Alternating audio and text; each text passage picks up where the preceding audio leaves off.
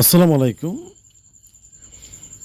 গোটা পৃথিবীর ব্যবসায়ী সমাজের মতো বাংলাদেশের ব্যবসায়ী সমাজেরও গুরুত্বপূর্ণ অবদান রয়েছে সমাজের প্রতি, দেশের প্রতি, বিশেষ করে জনগণের অর্থনৈতিক সামাজিক উন্নয়নে। প্রতিটি ব্যবসায়ীর জীবনই অত্যন্ত চ্যালেঞ্জিং এবং সংগ্রামী, এবং এর পেছনে বিশাল ইতিহাস এবং একটি গল্প রয়েছে সংগ্রামী জীবনের।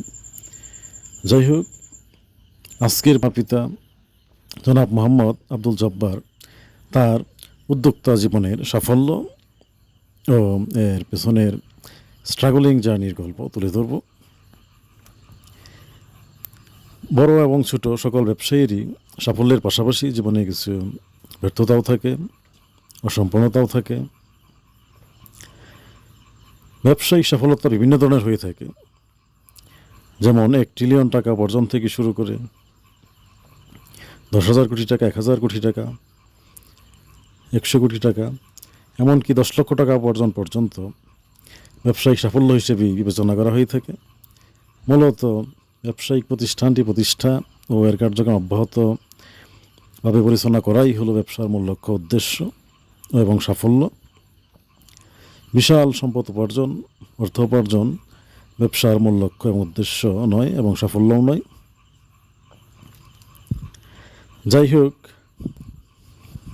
জনাব মোহাম্মদ আব্দুল জব্বার আনুমানিক 1957 সালে একটি সম্ভ্রান্ত মধ্যবিত্ত কৃষক পরিবারে বগাজান গ্রামে, মেদোয়ার ইউনিয়ন, ভালুকা থানা, ভালুকা উপজেলা, ময়মনসিংহ ডিস্ট্রিক্ট, পূর্ব পাকিস্তানে অর্থাৎ বর্তমান বাংলাদেশে জন্মগ্রহণ করেন। তার পিতা জনাব মোহাম্মদ আলী অত্যন্ত ভদ্র, নম্র, ধার্মিক, কঠোর পরিশ্রমী একজন মানুষ ছিলেন, এবং তার মাতা জোহরা খাতুনও অত্যন্ত ভদ্র, নম্র, ধার্মিক, শ্রমিকদের প্রতি অত্যন্ত স্নেহশীল এবং লালন পালনকারী, দানশীল, কঠোর পরিশ্রমী, অত্যন্ত স্বামী ভক্ত একজন আদর্শ গৃহিণী ছিলেন। জানা যায় তার নানা জনাব কলিমউদ্দিন, তিনি কয়েক ইউনিয়নের মান্যগণ্য ব্যক্তি ছিলেন, অর্থাৎ ভিলেজ পলিটিক্সের সঙ্গে যুক্ত ছিলেন। তিনি মাতব্বর হিসেবে পরিচিত ছিলেন, এবং বিভিন্ন সালিশে মানুষজন সাধারণত তাকে তার ন্যায়পরায়ণতার জন্য মান্যগণ্য করত, এবং তিনি কৃষিকাজেও যুক্ত ছিলেন। অন্যদিকে জনাব আব্দুল জব্বারের দাদা জনাব ইজন শেখ, তিনি তার 4 সন্তান, বিশেষ করে জনাব আব্দুল জব্বারের পিতা এবং তার 2 ভাই এবং 1 বোন রেখে, তাদের অত্যন্ত অল্প বয়সে অর্থাৎ 3-4 বছরের রেখেই তা জনাব আব্দুল জব্বারের দাদা এবং দাদি দুজনেই মৃত্যুবরণ করেন। এমতো অবস্থায় জনাব আব্দুল জব্বারের পিতা এবং তার চাচারা, ফুফুরা এতিম হয়ে যান। যদিও তাদের 15 বিঘা জমি ছিল বলে জানা যায়, 15 একর জমি ছিল বলে জানা যায়। তখন তাদের একমাত্র নিকটাত্মীয় জীবিত দাদি, বৃদ্ধ দাদি, তাদের জনাব আব্দুল জব্বারের পিতা এবং তার চাচা বুদের তাদের নানার বাড়ি, অর্থাৎ পার্শ্ববর্তী উপজেলা ত্রিশালের আমিরাবাড়ি ইউনিয়নের জামতলি গুজিয়াম গ্রামে তাদের নানার বাড়িতে পাঠিয়ে দেন। সেখানেই তারা মূলত লালিত পালিত হতে থাকেন, এবং মোটামুটি 10-12 বছর বয়সে তাদের নানা মারা যাওয়ার পর তারা আবার পুনরায় নিজ বাড়িতে ফিরে আসেন। যদিও তাদের দাদি বৃদ্ধ, অন্ধ হয়ে যান এবং তিনিও মারা যান। তারপর জনাব আব্দুল জব্বারের পিতা এবং চাচারা অত্যন্ত অল্প বয়সে, অর্থাৎ 12-10 বছর বয়স থেকেই তারা মোটামুটি কৃষিকাজের সঙ্গে যুক্ত হয়ে যান এবং তারা মৃত্যু পর্যন্ত কৃষিকাজ করে গেছেন একজন আদর্শ সম্ভ্রান্ত কৃষক হিসেবে। যাই হোক, জনাব আব্দুল জব্বার তার প্রাথমিক স্কুল জীবন শুরু করেন মনকোয়া সরকারি প্রাথমিক বিদ্যালয় দিয়ে। তখনকার সময় আশেপাশের গ্রামে, ইউনিয়নে উচ্চ বিদ্যালয়, সেকেন্ডারি স্কুল ছিল না। তাই তিনি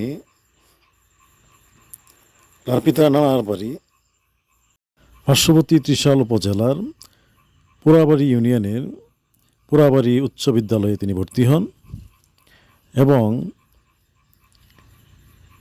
স্কুলের আশেপাশেই তিনি ভাঙ্গিপাড়া জঙ্গলবাড়ি নামক গ্রামে তিনি থাকার ব্যবস্থাপনা পেয়ে যান। অর্থাৎ তখনকার সময়ে লজিন বা জাগির প্রথা ছিল, যেখানে মূলত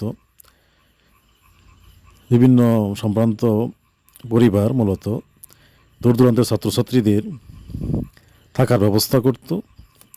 আর পাশাপাশি ছাত্রছাত্রীরা গৃহশিক্ষক হিসেবে তাদের বাড়িতে তাদের বাড়ির ছেলে মেয়েদের পড়াশোনা করাতেন এবং তিনিও অ্যাকোমোডেশনের ব্যবস্থাপনাটির অর্থাৎ আবাসিক হোস্টেল মতোই তিনি পেয়ে যান। তারপর তিনি সেখান থেকেই তিনি উচ্চ বিদ্যালয়ের পড়াশোনা চালিয়ে যান। যেহেতু তার বাড়ি থেকে স্কুলটি প্রায় 50 কিলোমিটার দূরে, এই পরিস্থিতিতে প্রতিদিন বাড়ি থেকে যাতায়াত সম্ভব ছিল না, যেহেতু তখনকার সময় রাস্তাঘাট মাটির ছিল এবং কাদামাটি ইতিমধ্যে স্বাভাবিকভাবে রাস্তাঘাট অবস্থা খুবই খারাপ থাকতো এবং যাতায়াত ব্যবস্থাপনা গাড়ি ঘোড়া ইত্যাদি ছিল না। তখন মূলত গরুর গাড়ি, খুব বেশি হলে তো একটি রিক্সা বা মাঝে মধ্যে লোকজন সাইকেল দিয়ে চলাফেরা করত। যাই হোক, এই পরিস্থিতিতে তিনি আবাসিক থেকেই মূলত তার হাই স্কুল জীবন শুরু করেন। সেখানে তিনি যখন ক্লাস 9-এ ওঠেন বা 8-এ ওঠেন, তখনই মূলত দেশে মুক্তিযুদ্ধ শুরু হয়ে যায়। এই পরিস্থিতিতে তিনি তখন মুক্তিযুদ্ধে যোগ দেওয়ার সিদ্ধান্ত নেন এবং তার মাতাও তাকে এই ব্যাপারে উৎসাহিত করেন এবং তার মাতারও ইচ্ছা ছিল তিনি বড় হয়ে পড়াশোনা করে অফিসার হবেন, এমন একটি আকাঙ্ক্ষা ছিল। যেহেতু মুক্তিযুদ্ধে দ্রুতই সেই আকাঙ্ক্ষা পূরণের সুযোগ সৃষ্টি হয়ে যায়, যেহেতু তিনি সামরিক বাহিনীতে চাকরিতে যোগ দিচ্ছেন, পাশাপাশি দেশের জন্য মুক্তিযুদ্ধ করবেন, সেই ক্ষেত্রে তার মায়ের এতে আপত্তি ছিল না। দ্রুতই তিনি রাজি হয়ে যান এবং তিনি তার চাচাতো ভাই, তার বড় চাচাতো ভাইকে নিয়ে তিনি ময়মনসিংহ মুক্তিবাহিনীর নিয়োগ কেন্দ্র, অর্থাৎ মুক্তিবাহিনীর তখন ময়মনসিংহ মিলিটারি ক্যাম্পে তিনি প্রাথমিক পরিদর্শনের জন্য এবং নাম রেজিস্টার করার জন্য, যাচাই বাছাই প্রাথমিক রিক্রুটমেন্ট প্রসেসে অংশ নেওয়ার জন্য তিনি সেখানে যান এবং যাবতীয় প্রক্রিয়া সম্পন্ন করে ফিরে আসেন এবং তিনি পরবর্তী ডেটে আনুষ্ঠানিকভাবে অফিসিয়ালি যোগ দেওয়ার জন্য মুক্তিবাহিনীতে ময়মনসিংহ ক্যাম্পের উদ্দেশ্যে রওনা দেন তার চাচাতো ভাইকে নিয়ে। কিন্তু দেখা গেল পথিমধ্যে কিছু দূর যেতেই মূলত তারা ট্রাক দিয়ে যাচ্ছিলেন, সেটি দুর্ঘটনায় পতিত হয়। এতে তার চাচাতো ভাই গুরুতর আহত হয়। তিনি অল্প আহত হলেও মানসিকভাবে খুবই শক্ত হন এবং দ্রুতই তিনি তার চাচাতো ভাইকে ময়মনসিংহ শহরের হসপিটালে ভর্তি করেন। তারপর তিনি বাড়িতে ফিরে আসেন এবং তার চাচাতো ভাই মূলত কিছুদিন হাসপাতালে থাকার পর তিনি সুস্থ হয়ে ওঠেন। তার পরবর্তীতে তিনি যদিও মুক্তিবাহিনীর ক্যাম্পে যে প্রশিক্ষণ গ্রহণ করেন, তবে জনাব আব্দুল জব্বার তার মা তাকে নিরুৎসাহিত করেন, যেহেতু শুরুতেই গলত হয়ে গেছে, দুর্ঘটনা ঘটে গেছে। কিন্তু জনাব আব্দুল জব্বার তাতেও থেমে থাকেন নাই।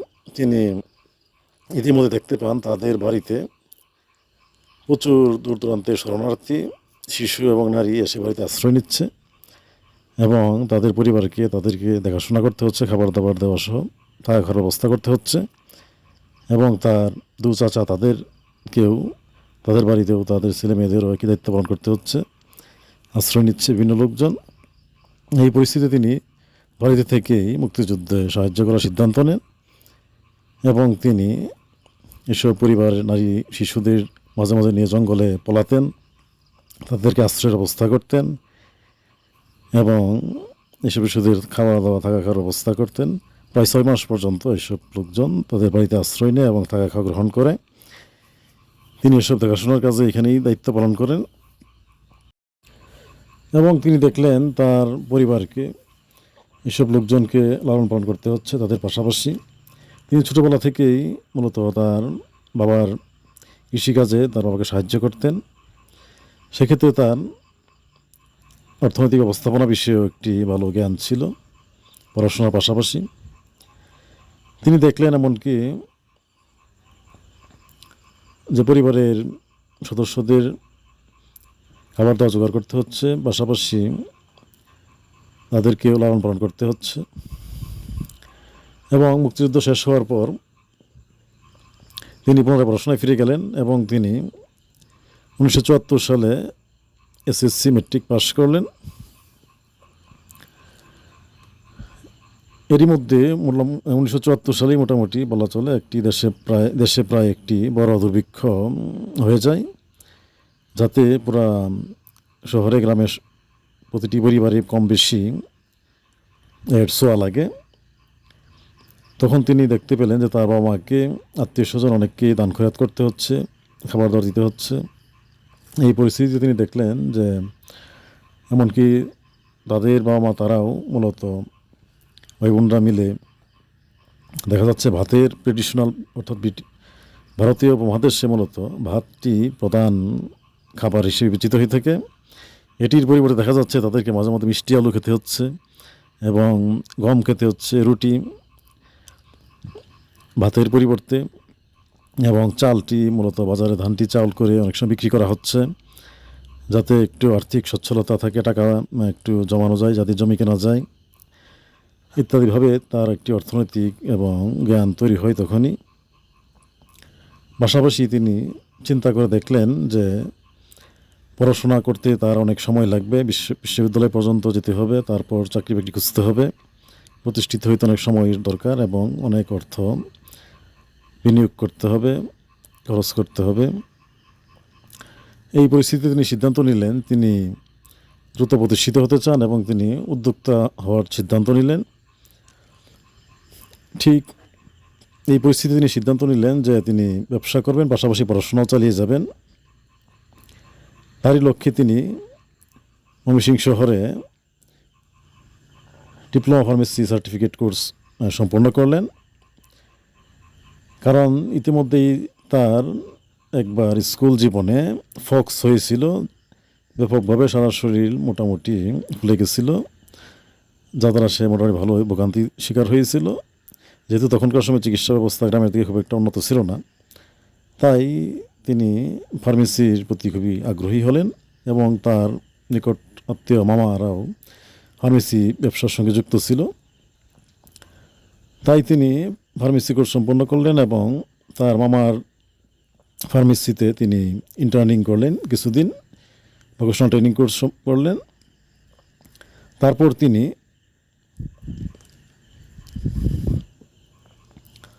ত্রিশাল উপজেলাতেই ঐতিহ্যবাহী কাশীগঞ্জ বাজারে তিনি ফার্মেসি দিয়ে তার ব্যবসায়িক জীবন শুরু করলেন।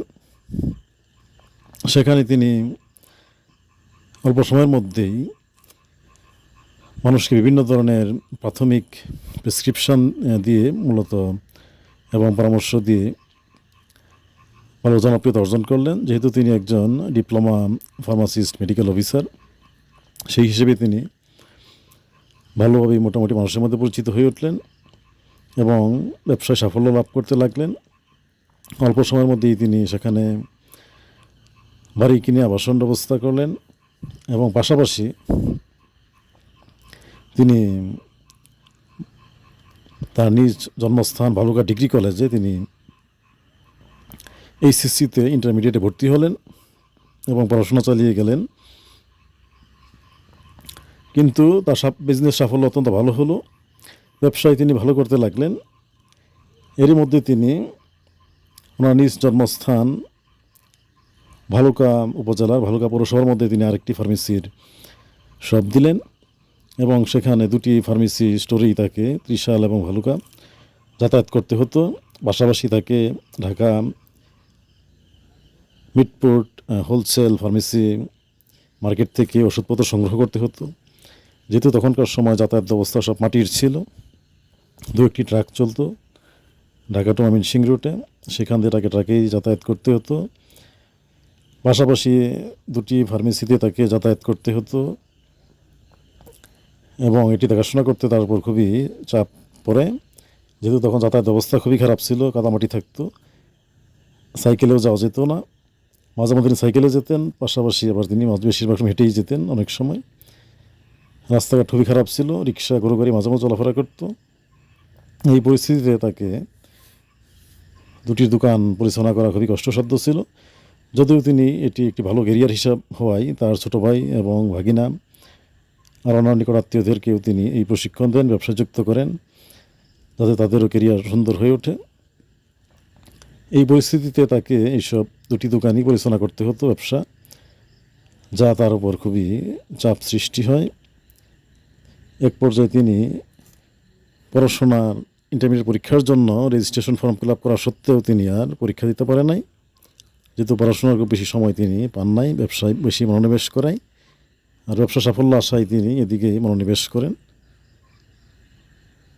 খুব একটা তিনি আগ্রহ দেখান নাই আর পরীক্ষা দেওয়ার বিষয়ে। এই পরিস্থিতিতে তিনি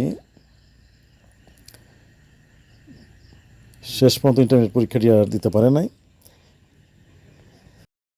যেহেতু গোটা দেশেই মূলত অর্থনীতিটি একটি বড় ইস্যু ছিল, সমস্যা ছিল, কারণ এমনকি মুক্তিযুদ্ধটি হয়েছিল মূলত বৈষম্যের জন্য। মূলত অর্থনৈতিক বৈষম্যটি বড় বিষয় ছিল, কারণ পূর্ব পাকিস্তানের জনগণকে মূলত চাকরি বাকরি কম দেওয়া হতো, শাসন ব্যবস্থার অধিকার দেওয়া হয় নাই, পাশাপাশি সম্পদের সঠিকভাবে ম্যানেজমেন্টের ব্যবস্থাপনা করা হয় না। এসব কারণে মূলত মুক্তিযুদ্ধটি হয়েছিল, যার ফলে তিনি মূলত ব্যবসাটাকেই বেশি গুরুত্ব হিসেবে দিয়েছেন। কিন্তু ব্যবসা তিনি প্রচণ্ড পরিশ্রম করার কারণে অধিক গুরুত্ব দিয়ে পরিশ্রম করার জন্য ব্যাপক মাত্রায় তার একটি নেতিবাচক প্রভাবও তার মধ্যে পড়ে। যেমন তিনি হঠাৎ করে মূলত অসুস্থ হয়ে পড়েন, দেখা যায় তার নিউরোলজিক্যাল ডিসঅর্ডার ধরা পড়ে, যেখানে তার হৃদকম্পন হয় এবং ব্রেইনে মূলত একটু